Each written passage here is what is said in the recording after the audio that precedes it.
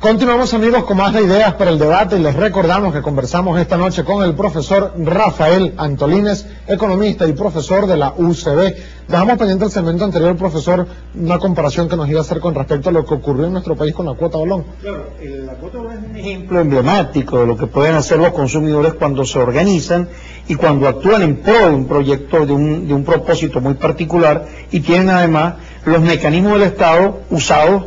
con conciencia y con sentido particular. En aquel momento, las empresas financieras, los bancos, habían establecido un mecanismo muy perverso, que era el mecanismo mediante el cual se daba un préstamo, y como había una libertad para el establecimiento de las tasas de interés, a pesar que la gente pagaba y amortizaba su préstamo, se conseguía al final, con la desagradable sorpresa, cuando pensaban que no había nada, que todavía debían una cantidad exageradamente elevada. Y los bancos, muy generosos, entonces, le ofrecían o pagar todo una sola cuota, o si no les quitaban todas las cuestiones, o le reprogramaban todo el crédito.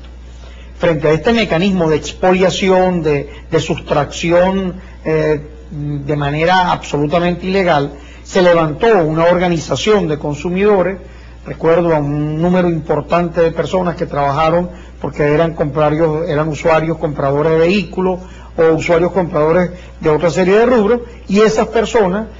organizadas, trabajando en aquel momento con el INDECU, trabajando con la Asamblea Nacional, lograron que el Banco Central, que el Tribunal Supremo de Justicia derogara,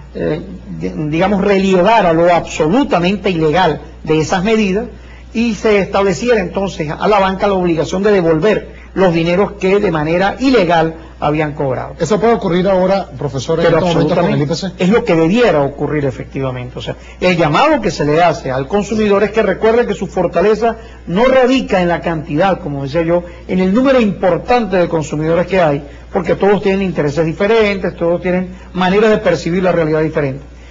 Su fortaleza no está en el número solamente, está en el número y en la posibilidad de vincularse con organizaciones públicas como la Asamblea Nacional o como el Ejecutivo Nacional, cuando además se cuenta con un Ejecutivo Nacional como este, con un absoluto, un vertical compromiso popular, que no tiene temor de enfrentar las presiones porque no tiene ningún tipo de componendas con esos organismos. Bien, nosotros vamos a estar, profesor, muy pendientes de cómo se comporta toda esta discusión en la Asamblea Nacional y en el Tribunal Supremo de Justicia en torno al cobro del IPC que están denunciando